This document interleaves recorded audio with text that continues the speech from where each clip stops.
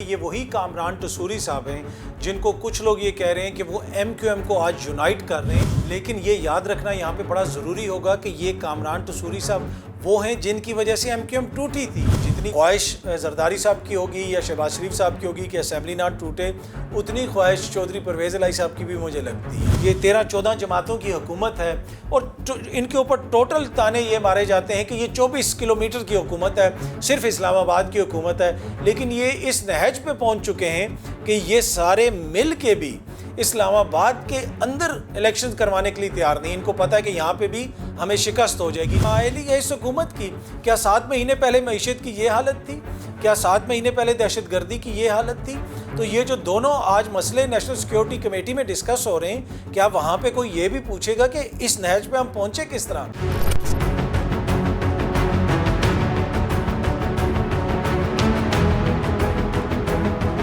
MQM का जो इत्तेहाद होता हुआ नज़र आ रहा है, अभी इस हवाले से इमरान खान साहब ने भी जिक्र किया और इसमें तासुर ये पाया जाता है कि कोई और कुव्वत है इसके पीछे, इसलिए कि ये वही कामरान टसूरी साहब हैं जिनको कुछ लोग ये कह रहे हैं कि वो MQM को आज यूनाइट कर रहे हैं, लेकिन ये याद रखना यहाँ पे बड़ा ज़रूरी होगा कि ये कामरान टसूरी साहब वो हैं जिनकी वजह से MQM टूटी थी। इनको सेनेट का टिकट नहीं दिया गया था MQM की जानिब से, फारूक सत्तार साहब नाराज़ होकर चले गए थे। तो आज अगर MQM ने उसी कामरान टसूरी को गवर्नर भी बना दिया, अब ये भी कहा जा रहा है कि उन्हीं की वजह से इकट्ठे हो रहे हैं, तो इसमें तासुर ये पाया जाता है कि कोई और पीछे ऐसा हाथ है जो MQM को इकट्ठा कर रहा है।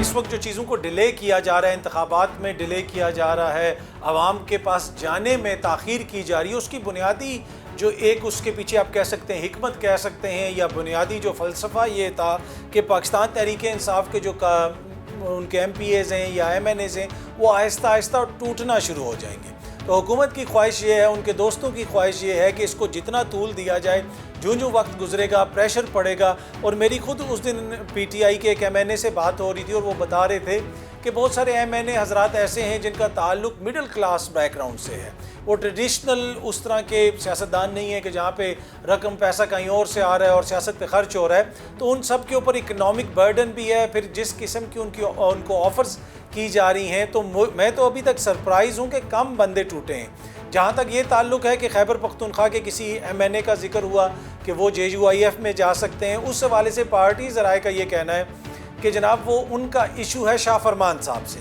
बहुत सारे जो सियासी जमातों के अंदर इश्यूज़ होते हैं तो वो कोशिश करते रहते हैं कि क़यादत तक वो इश्यूज़ पहुँचाए जाएँ, वो इशू पहुँचता नहीं है। तो फिर हमारे जैसे किसी सहाफ़ी को वो फ़ोन करके बताते हैं यार मैं तो जा रहा हूँ JUIF में, जो ही खबर आती है पार्टी लीडरशिप कहती है भाई अब आप क्यों जा रहे हैं। तो एक तो ये वजह भी हो सकती है। दूसरा, इस मौके के ऊपर जिस तरह आपने भी जिक्र किया कि पार्टी की जो पॉपुलैरिटी है और आगे इंतखाबात आने हैं, तो मुझे नहीं लगता कि बड़े पैमाने के ऊपर लोग छोड़ के जाएंगे।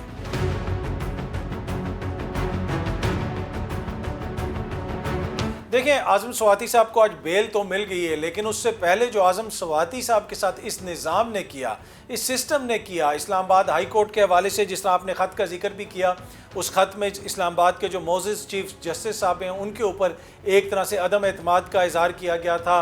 फिर इस्लामाबाद के हाई कोर्ट के कुछ फ़ैसले हैं उनके हवाले से PTI के दीगर लीडरान वगैरह भी बात करते रहे कि तासुर ये मिल रहा है कि इस्लामाबाद हाई कोर्ट के जब पाकिस्तान तहरीक इंसाफ का कोई इशू हो तो उनका तरीक़ाकार थोड़ा डिफरेंट होता है, दीगर लोगों को ज़्यादा रिलीफ मिलती है, लेकिन एंड ऑफ द डे यही इदारे हैं, यहीं से रिलीफ मिलेगी आपको आइन और कानून के मुताबिक। जो ख़त वापस लिया गया, मेरे ख्याल में वो वापस इसलिए लिया गया कि अगर वो वापस ना लेते तो फिर मुकदमा आगे ना चल सकता, तो इसी वजह से उसको वापस लिया गया और अब उनको ज़मानत हो गई है। लेकिन आज की ज़मानत से कतई नज़र, देखिए वो कौन लोग थे जो आज़म स्वाति को उठा के कोयटा ले गए, और जब सुप्रीम कोर्ट की वाज़ेह हदायत मौजूद हैं कि एक मामले के ऊपर एक से ज़्यादा FIR दर्ज नहीं हो सकती, उस पर फिर बलोचिस्तान हाई कोर्ट ने मोअज़्ज़ज़ अदालत ने बड़ी बरहमी का इज़हार किया, और जो ही वो मामला वहाँ पर ख़त्म हुआ तो सिंध से पुलिस पहुँची हुई थी।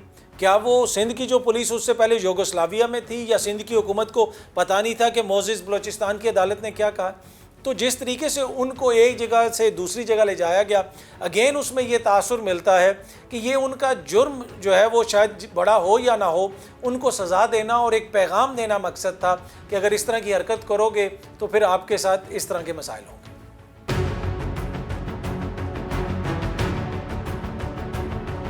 ये दोनों मामलात जो हैं वो तो स्टोरी है इस हुकूमत की, वो तो नाअहली है इस हुकूमत की। क्या 7 महीने पहले मईशत की ये हालत थी? क्या 7 महीने पहले दहशतगर्दी की ये हालत थी? तो ये जो दोनों आज मसले नेशनल सिक्योरिटी कमेटी में डिस्कस हो रहे हैं, क्या वहाँ पे कोई ये भी पूछेगा कि इस नहज पे हम पहुँचे किस तरह?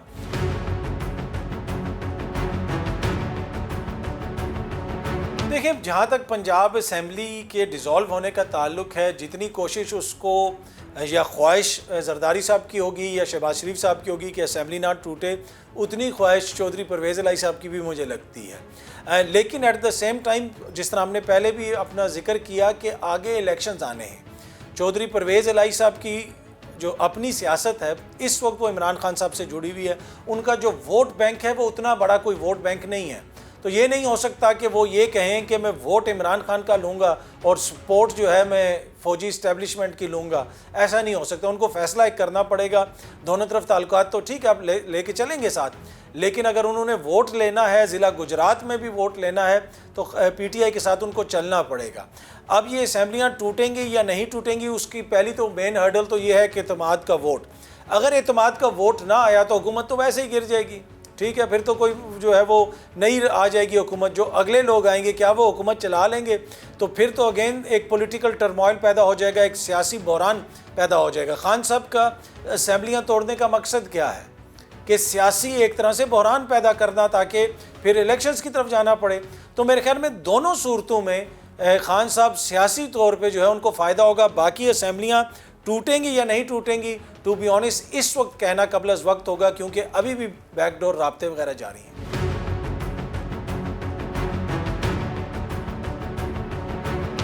देखिए, ऑडियोज़ हमने सुनी खान साहब की, मुबैना ऑडियोज़। उनकी जो जमात है वो लोग ये कहते हैं कि ये सारी डॉक्टर्ड हैं। इससे पहले भी हमने ऑडियो सुनी, जज साहब की एक ऑडियो भी आई, उसके अलावा दीगर ऑडियोज़ भी आई। और जितनी ऑडियोज़ इस मौजूदा 6 महीने के दौरान आई, तो टू बी ऑनेस्ट इतनी तो कभी बिनाका गीत माला वालों ने वॉल्यूम्स नहीं रिलीज़ किए थे। ये तो हर 2 महीने के बाद एक नया एल्बम आ जाता है, हर 2 हफ्ते के बाद कोई नई चीज़ आ जाती है।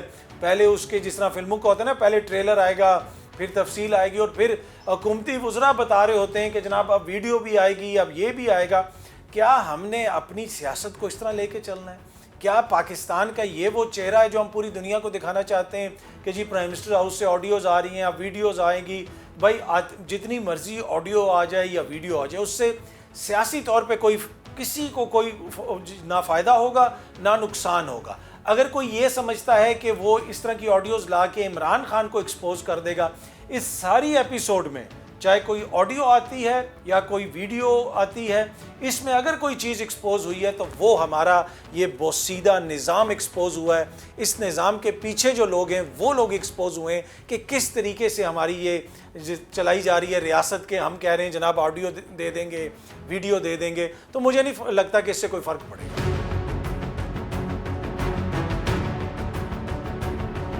देखिए, ऑब्वियसली मोअज़्ज़ज़ अदालत का फ़ैसला आया, उसमें एक चीज़ ये हो सकती है कि टाइम उतना ज़्यादा नहीं था। अब तो इन्हें अदालत लगाना अदालत का काम है। मसला ये है कि यहाँ पे हर बंदे ने अपनी अपनी अदालत लगाई होती है, हर सियासी जमात ने अदालत लगाई होती है। तहरीक इंसाफ वाले कहेंगे कि जी फ़ौरन लगा दें, नून लीग वाले कहेंगे ना लगाएं। लेकिन एंड ऑफ द डे ये जो भी कानूनी मसला है इसको मोअज़्ज़ज़ अदालत देखेगी, अदालत के अंदर ये चीज़ है और वहीं से इसका फ़ैसला होगा। लेकिन इसका जो दूसरा पॉइंट है ना, जो इसका सियासी पॉइंट है, वो बड़ा इंपॉर्टेंट है कि ये 5, 6, 7 महीने की हुकूमत है, ये 13, 14 जमातों की हुकूमत है, और इनके ऊपर टोटल ताने ये मारे जाते हैं कि ये 24 किलोमीटर की हुकूमत है, सिर्फ इस्लामाबाद की हुकूमत है। लेकिन ये इस नहज पे पहुंच चुके हैं कि ये सारे मिल के भी इस्लामाबाद के अंदर इलेक्शन करवाने के लिए तैयार नहीं। इनको पता है कि यहाँ पे भी हमें शिकस्त हो जाएगी। तो ये तौहीन अदालत से बड़ी खबर यह है कि जिस तरीके से अवाम की तौहीन की जा रही है, जमहूर से वोट का हक छीना जा रहा है, उनको वोट करने नहीं दिया जा रहा, वो बड़ा इशू। और वो क्यों नहीं करने दिया जा रहा? इसलिए कि इनको सामने नज़र आ रहा है कि अवाम ने क्या फ़ैसला करना है, इस वजह से ये इलेक्शन से भाग रहे हैं।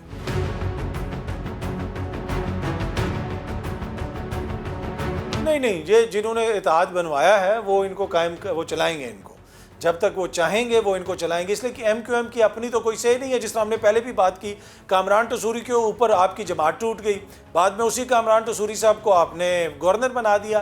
तो MQM तो वही करेगी जहाँ से उसको दोस्त कहेंगे। अब उसके दोस्त कौन है मुझे भी नहीं पता, शायद आपको पता हो या आपके देखने वालों को पता हो तो वो हमें भी बताएं। पर तासुर ये है कि वो अपने दोस्तों के से पूछे बगैर कुछ नहीं करेंगे। ना सिर्फ MQM बल्कि बाप पार्टी जो है उसमें भी जो है ये खबरें आ रही हैं कि उसके भी कुछ लोग इधर उधर मिल रहे हैं। अब इमरान खान साहब ने भी कह दिया कि बाप पार्टी को पीपल्स पार्टी में शामिल करने की कोशिश की जा रही है।